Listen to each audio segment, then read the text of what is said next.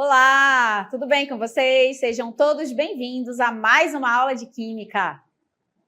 Eu sou a professora Yara, professora de Química, que vai acompanhar vocês na aula de hoje. Vamos dar uma olhadinha no nosso objeto de conhecimento. Aula 12, revisão e avaliação.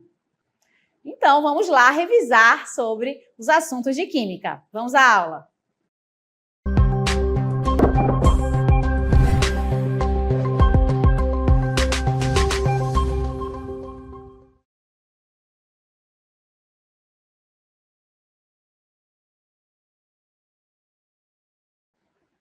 Olá, queridos! Vamos revisar, falar um pouquinho mais de todos esses assuntos, né, de química, principalmente, mais especificamente sobre os polímeros, né, e também sobre toda a repercussão que esses polímeros têm na nossa vida e de que maneira a gente pode melhorar, né, pode fazer com que o meio ambiente também, né, possa respirar e possa ter uma continuidade, né? A gente tem que pensar sempre no futuro e nessa continuidade. Vamos iniciar falando nesse conceito, tá? Então, trago para vocês essa divisão de polímeros. Os polímeros são substâncias formadas a partir de monômeros. A gente vai já ver um exemplozinho que explica melhor isso, né? E existe uma divisão dos polímeros, tá? Então, nós temos aí os polímeros naturais, que são aqueles, obviamente, encontrados na natureza, tá? São feitos ali, produzidos na natureza. E também temos os sintéticos, que são aqueles polímeros produzidos, né? Feitos em laboratório, tá? Então, temos essas duas possibilidades para polímeros. Aí, gente, é que vem esse conceito, né, de polímero, que é o que a gente vai ver nessa próxima imagem. Então, um polímero, seja ele sintético ou natural, ele tem esse esquema que você está vendo aqui, tá?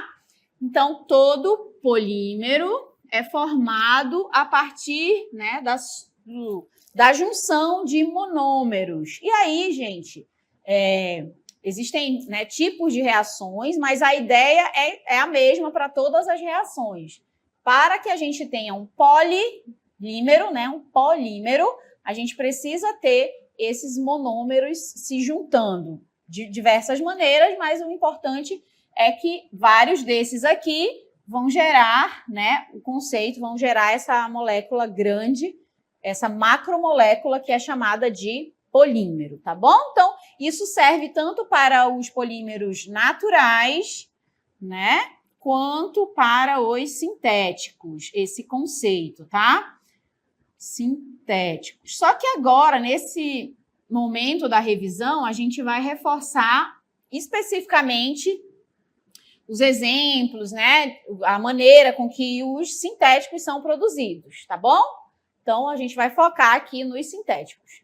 E aí temos os exemplos, né, de alguns polímeros sintéticos que estão muito presentes no nosso cotidiano, como é o caso do polietileno, polipropileno, o PVC, olha aqui, né, muito comum no nosso dia a dia, o poliestireno, temos ainda as borrachas sintéticas, o teflon da panela, poliacrilonitrila também é um polímero sintético, plexiglass também, né? O polimetacrilato de metila. São nomes complexos e costumam, né, ser nomes grandes, justamente porque a nomenclatura aqui, no caso, para os polímeros, ela acaba não seguindo muito as regrinhas da IUPAC, né? Claro que a gente consegue perceber que tem algum momento, como é o caso do metila aqui, né? A gente consegue entender que em algum momento tem um pouquinho de IUPAC, mas como se tratam de moléculas, de macromoléculas, na grande maioria das vezes são nomes, né, como é o caso aqui, borracha sintética, teflon, são nomes que não seguem um pouco da regra, né, que a gente conhece da IUPAC, tá bom? Então, nomes um pouquinho peculiares, né, nomes diferentes, ok? Bom, agora a gente vai para uma parte que é importante desse conceito de polímeros sintéticos, que é a questão são as classificações, tá? Então, fiquem atentos, isso é importante. Então, aqui, eu vou classificar um polímero a partir do método que ele é obtido, tá? Então, eu vou apresentar nesse momento de revisão duas maneiras para essa classificação dos polímeros. A primeira delas é a partir do método de obtenção. Como esse polímero é obtido em laboratório? Lembrando que aqui eu estou falando especificamente dos sintéticos, tá? Polímeros sintéticos. Então, existem esses 3 tipos aqui que a gente vai reapresentar, na verdade, né, para vocês, né? Que é o polímero de adição, condensação ou rearranjo. Então, a gente tem essas 3 possibilidades de obtenção de um polímero sintético, tá? Cada uma delas tem a sua particularidade, tá bom? Cada uma delas tem o seu estilo, vamos dizer assim, né? A primeira delas é o polímero de adição, e aqui o esqueminha ajuda a gente a entender melhor. Lembrando que em todas as reações sempre tem os monômeros, e a junção desses monômeros, né, faz com que a gente tenha um polímero, tá? No caso do polímero de adição, os monômeros são iguais, são o mesmo, né, monômero, e eles são adicionados de maneira sucessiva, tá? Então, esse polímero é obtido a partir da adição sucessiva desses monômeros. E isso é a reação de adição, é um dos métodos de obtenção, adição, tá? Outro método, né, outra possível maneira de obter polímeros é a partir da condensação. E aí, no caso, ó, o que é diferente é que, especificamente na condensação, a gente precisa ter monômeros diferentes, tá? Então, vai ser X mais Y formando esse polímero. Tá bom? Então, monômeros diferentes, a gente tem aí a condensação. E sempre, além do polímero que foi gerado, a gente vai ter moléculas sendo eliminadas, né? Subprodutos dessa reação, como é o caso da água, pode ser álcool, pode ser ácido. Esse é o método condensação, método de obtenção de polímero, tá? Mais um método é o rearranjo. O nome também ajuda, ó. As coisas vão ser rearranjadas apenas, tá? Então, vai ter um reposicionamento de alguma coisa lá na hora da reação. Então, esses polímeros são resultantes da reação entre monômeros que sofreram rearranjo, reposicionamento das suas estruturas, ok? Então, aí, mais uma vez, um método de obtenção. São 3 métodos de obtenção, tá, gente? Então, reforçando aqui, nós temos a adição, que é quando a gente tem o mesmo monômero, eles vão apenas, né, sendo adicionados, acrescentados, e esse polímero vai crescendo cada vez mais. Esse é o método de obtenção por adição. E um polímero que é formado a partir dessa reação é chamado de polímero de adição. A gente costuma sempre colocar, né, o nomezinho da reação. Aí nós temos a condensação, que é o segundo caso de método de obtenção. E aí a condensação é quando a gente tem 2 monômeros diferentes, tá? E aí vai acontecer uma reação e, além do polímero formado, tem a eliminação de uma molécula de água, por exemplo. Essa é a condensação. E um terceiro caso de polímero é o rearranjo, quando a gente tem os monômeros e aí acontece um reposicionamento ou de ligação dupla, né? Mais especificamente é a ligação dupla que costuma ser reposicionada, né? Rearranjada na estrutura. Tá? Então, 3 possibilidades de obtenção de polímeros: adição, condensação e rearranjo. Agora, a gente vai para mais uma classificação dos polímeros sintéticos, olha só. Então, eu também posso classificar um polímero sintético a partir aí, né, das suas características, tá? Então, primeiro eu classifiquei como eu consigo obter, agora eu vou classificar a partir das características que esse polímero possui. E aí ele pode ser um termofixo ou um termoplástico, tá? Existem essas 2 formas aí de classificar. O que seria um termofixo, né? Termofixo ou termorrígido, eles são aqueles que, por aquecimento, assumem uma estrutura, né? E essa estrutura, ela vai ser aquela estrutura. A gente não pode mais modificar, tá? Por isso, a gente não consegue voltar à sua forma original para os termofixos, tá? Então, ele adquiriu aquela estrutura a partir de aquecimento e aí, depois que aconteceu o resfriamento, ele vai permanecer com aquela sua forma. Eles dão origem a estruturas rígidas e costumam ser duráveis, por exemplo, como é o caso de peças de automóveis, de motocicletas, né? Alguns exemplos aqui de termofixos, nós temos o poliuretano, o polietileno, o poliéster e poliestireno, tá? Então, o termofixo, a palavra fixo ajuda, né? Ou então termorrígido. Então, eles são aqueles polímeros sintéticos mais rígidos, tá? Segundo caso são os termoplásticos. São aqueles que permitem fusão por aquecimento e solidificação por resfriamento. Isso possibilita o seu tratamento e moldagem repetidas vezes. Então, nesse caso aqui dos termoplásticos, eles costumam ser mais maleáveis, né? E são os exemplos aí de polímeros que podem ser recicláveis, tá? Então, nesse caso específico, a gente tem aqui o exemplo e o conceito dos polímeros que podem passar pela reciclagem, que é um processo aí que a gente vai já reforçar um pouquinho mais no final desse momento da revisão, tá? Aqui, gente, é o que eu trouxe aqui um esqueminha para a gente entender, por exemplo, a diferença entre um e outro. Por que que um é tão rígido? Esse aqui de baixo, né? Por que que um é tão rígido e por que que o outro é tão maleável, né? Por que que a gente consegue observar? Então, imaginem vocês que essas linhas pretas aí, né? Sejam as cadeias, né, poliméricas, os polímeros, né? E aí, o que que acontece? Para os termoplásticos, as ligações são sempre lineares, tá? Então, a gente consegue observar aqui, ó, que não tem uma conexão entre esses polímeros, eles estão ali representados de forma linear. Já no caso dos termorrígidos, né, que são aqueles que são mais rígidos, mais duros, ocorrem ligações que a gente chama de cruzadas. Então, ó, vocês estão vendo que tem as linhas aqui, né, ó, mas tem uma linha que conecta a outra. Então, tem ligações que a gente chama de cruzadas, e isso faz com que esse polímero fique duro, né, fique mais rígido, tá? Então, essa é a diferença que a gente percebe, estruturalmente falando, que dá característica a esses polímeros, tá? Diferença entre termoplástico, que é mais maleável, e o termorrígido, que é mais fixo, mais durável. Agora, a gente vai falar um pouco mais, né, dessa ação dos polímeros no nosso dia a dia. Então, a gente já viu as características, um conceito de um polímero sintético, e também sabemos que esse polímero, né, faz parte do nosso cotidiano, e a imagem que você vê aí, né, que a gente vai repetir, vai voltar um pouquinho a imagem, é uma imagem muito comum no nosso dia a dia, e a gente tem que entender que parte desse resíduo sólido que você vê aí na imagem trata-se de polímeros, né? Mais especificamente para essa imagem, a gente tem muita garrafa, né?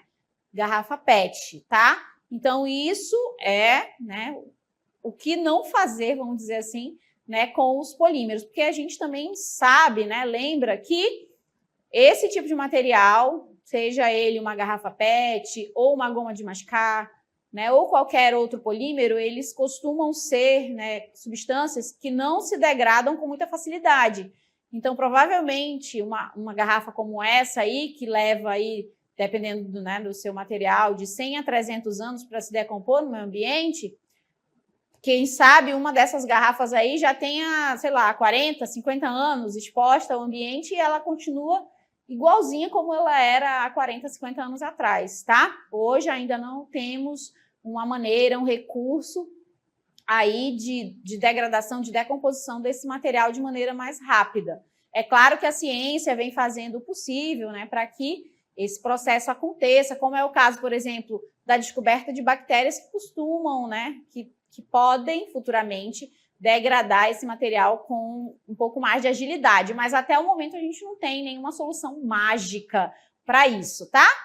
O que a gente pode fazer, né, enquanto pessoas aí que querem de alguma maneira ajudar o meio ambiente, eu trouxe algumas soluções para vocês, olha só. É a nossa próxima imagem, né, que fala um pouquinho mais sobre essas soluções. Isso, né? Então, nós temos, por exemplo, a reciclagem. Sem dúvida, essa é uma das melhores soluções para a gente tentar diminuir o problema do lixo. Como a gente já viu nesse momento de revisão, nem todo material, né, nem todo polímero pode ser reciclado, mas boa parte deles pode, tá? E aí é que entra, né, essa conscientização, Sempre tem gente que gosta, né, de arte. Eu acho que a reciclagem passa também por esse conceito do artístico, mas não necessariamente precisa ser o artístico, né? A gente pode fazer a reciclagem para outros processos também, mas eu acho que a primeira coisa a se pensar com certeza é a reciclagem, tá? Depois, nós temos evite os plásticos de uso único, pois tais como canudinhos de bebida. Isso também é algo até que vem se falando bastante, né? A utilização dos canudinhos de plástico, existem vários estabelecimentos hoje que já trocam os canudinhos de plástico por de papel, né? Aqueles que, à medida que você vai bebendo, ele já vai se degradando com o tempo. E ainda tem aquelas pessoas que, por exemplo, compram o seu próprio canudinho de metal, de alumínio, levam para todo lugar e quando quer beber uma bebida, tira lá magicamente o seu canudinho, né? E utiliza também. É um recurso. Porque imagina só, gente, todo mundo usando canudinhos de plástico todos os dias no mundo inteiro, né? A gente pensa, é só um canudinho. Não é só um canudinho, né, gente? São milhares de canudinhos todos os dias, assim como as sacolas, assim como as garrafas, entre outros, tá? Bora continuar olhando as soluções? E aí, nós temos, e se for fazer compras de supermercado, não esqueça de levar uma sacola de tecido. Isso também é muito, hoje em dia tem se falado bastante, né? Existem até algumas leis em algumas cidades do nosso país que querem obrigar os supermercados, por exemplo, a distribuir a sacola, a cobrar a sacola. Ainda não tem muita definição nisso, né? Mas isso a gente está fazendo não porque uma lei está obrigando a gente tem que fazer porque a gente está pensando no meio ambiente. Cada um tem a sua sacolinha, né, de tecido. Existem até estabelecimentos que vendem já as sacolas, facilitando, né, a nossa vida também, tá? Então, é uma outra possibilidade de sugestão aqui. Substitua os Tupperware de plástico por recipientes de vidro ou de aço. Também é uma outra possibilidade, até porque os Tupperwares costumam, né, ser feitos de materiais mais rígidos, né? E aí, provavelmente, parte deles não vai para a reciclagem, né? Porque faz parte de um outro grupo de polímeros, tá?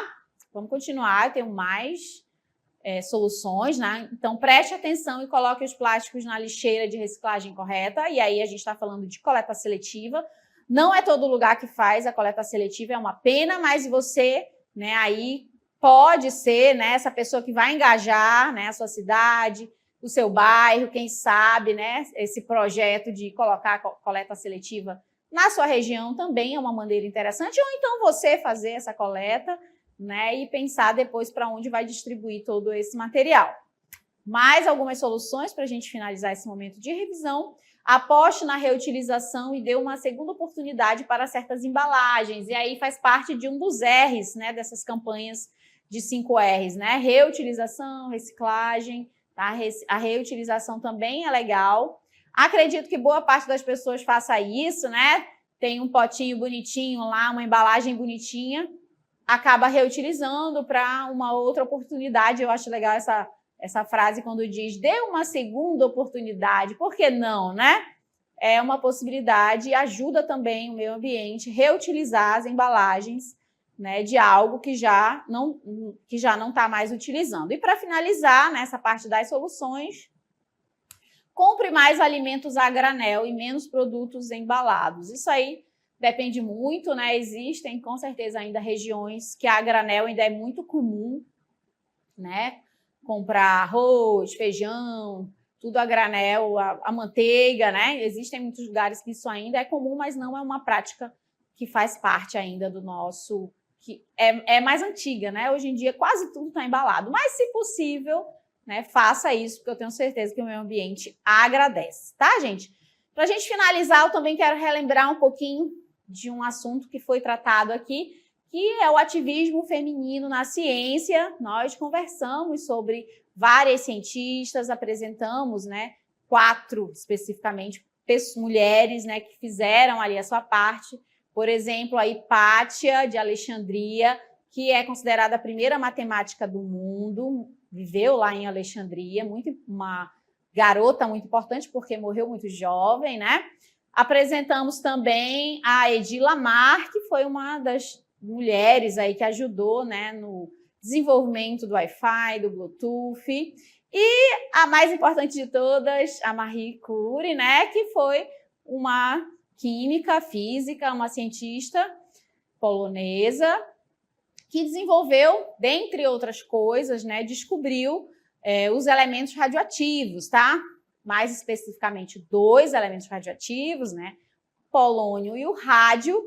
E ela, a partir dessas descobertas, acabou, né, desenvolvendo, por exemplo, se desenvolveu a medicina quando se trata, né, ali do raio-x e também de tratamentos contra o câncer. A Marie Curie recebeu, por todas as suas descobertas, 2 prêmios Nobel e ela foi uma das primeiras personalidades a ganhar 2 prêmios, né? Um de química e um de física. Tá bom, gente? Então, por aqui eu finalizo o nosso momento de revisão. Espero que todos vocês tenham gostado. Até uma próxima oportunidade.